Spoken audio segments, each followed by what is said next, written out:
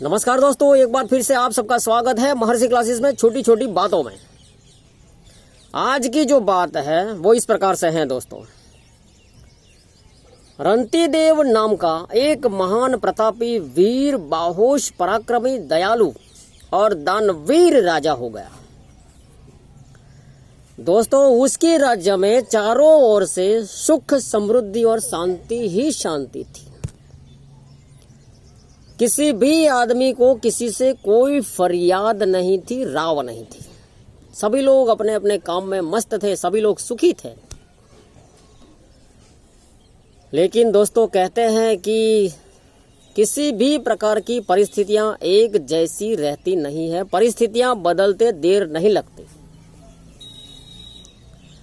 अब हुआ ये कि राजा रंतिदेव इतना भला था, फिर भी उसके राज्य में अकाल पड़ा, भयंकर दुष्काल पड़ा और लोग यूं ही मरने लगे।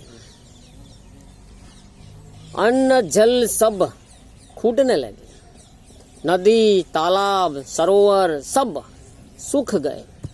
कहीं पर भी पानी का ठिकाना रहा नहीं। बड़ी ही मुश्किल से पानी, अनाज सब मिलता। राजा रंतिदेव ने ये सब देखा और अपने पास जो कुछ भी धन था, जो कुछ भी अन्न था, वो सारा का सारा प्रजा के लिए खर्च कर दिया। अब तो रंतिदेव के पास भी कुछ नहीं था। रंतिदेव खुद को खाने के लाले पड़ने लगे। उसको भी खाने के लिए दर दर की ठोकरें खानी पड़ी। दोस्तों, राजा रंतिदेव ने बिना खाए 48 दिन यूं ही बिता दिए, क्योंकि खाने का तो कुछ था ही नहीं। कहीं से अगल बगल से ऐसे कहीं ना कहीं से कुछ मिल जाए तो ठीक है, वरना भूखे पेट से या पानी पी के चलाना पड़ता था। ऐसे में राजा रंतिदेव की प्रजा राजा के सामने ही यूं ही मर रही थी और राजा इतना विवश था कि कुछ भी नहीं कर पा रहा था। राजा के भी खुद एक के बाद एक 48 उपवास हो चुके थे। 48 दिनों से राजा को खाने का कुछ भी नहीं मिला था। एक दिन की बात है, एक दिन कहीं से राजा को थोड़ा खाना नसीब हो गया। जैसे ही राजा खाने के लिए बैठता है, एक वृद्ध ब्राह्मण आता है और कहता है कि कुछ खाने के लिए हो तो दो। राजा ने अपनी थाली में से थोड़ा ब्राह्मण को दिया। ब्राह्मण खाकर चला गया। उसके बाद एक शिकारी आया, उसके पास एक कुत्ता भी था।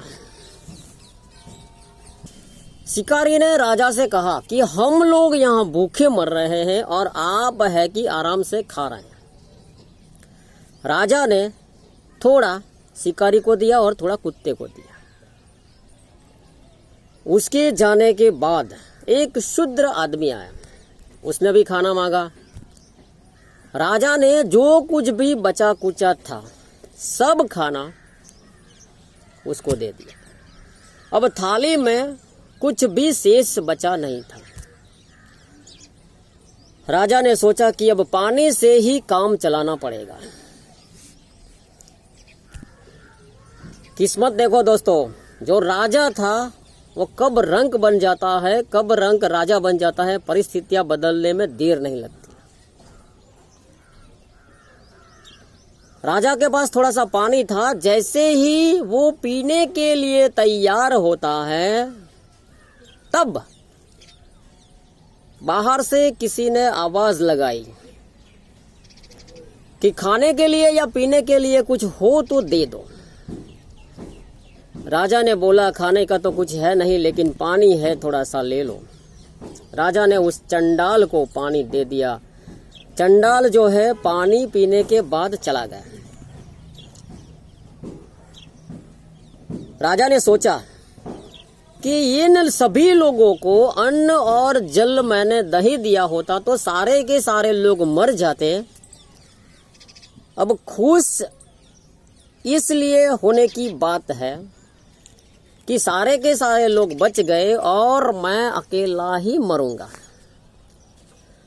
मैं बहुत खुश हूं और खुश इसलिए हूं कि मैं स्वार्थी नहीं हूं। राजा की ये दयालुता, दया भावना देखकर भगवान अति प्रसन्न हो गए। भगवान ने आकर राजा से कहा, कुछ मांग लो। राजा ने बड़े ही विनम्र भाव से हाथ जोड़कर भगवान से कहा कि हे भगवान, अगर आप मुझ पर अति प्रसन्न हो गए हैं तो आप इस धरती के सारे प्राणियों को खुश कर दीजिए। इस धरती के, इस सृष्टि के सभी प्राणियों का दुख दर्द आप मुझे दे दीजिए और सबको सुखी कर दीजिए, सबको प्रसन्न कर दीजिए। राजा ने कहा और भगवान ने ऐसा कर दिया। फिर भी भगवान तो गए नहीं। भगवान ने बोला, तुझे कुछ नहीं चाहिए? राजा ने कहा बड़ी विनम्र भाव से कि आपने सबको सब कुछ दे दिया तो मैं समझूंगा कि मुझे सब कुछ मिल गया। दोस्तों, ऐसे थे हमारे राजा। ये थी आज की छोटी सी बात और भगवान भी उस पर प्रसन्न हो गए और उसको बहुत कुछ दिया। तो दोस्तों, इस बात से हमें ये सीख मिलती है। आज का जो मोरल है वो इस प्रकार से है दोस्तों, कि दूसरों की भलाई करने वालों पर हमेशा भगवान प्रसन्न रहते हैं, खुश रहते हैं। दोस्तों, ऐसा कहा जाता है कि कर भला तो हो भला। दूसरों की भलाई करने के लिए हमें हमेशा ही तैयार रहना चाहिए। दोस्तों, महाभारत में वेद व्यास जी ने लिखा है कि अगर आप किसी की भलाई करते हो तब इह लोक में भी आपका भला होता है और परलोक में भी आपका भला ही होता है। बुराई का नतीजा, बुराई का फल हमेशा बुरा ही होता है। हमारे शास्त्र भी कहते हैं कि सर्वेत्र सुखिनः सन्तु सर्वे सन्तु निरामया, सर्वे भद्राणि पश्यन्तु मां कश्चित् दुःखमाप्नुयात्। ओम शांति शांति शांति। तो दोस्तों, आइए लेते हैं एक छोटा सा ब्रेक और मिलते हैं ब्रेक के बाद एक नई कहानी के साथ।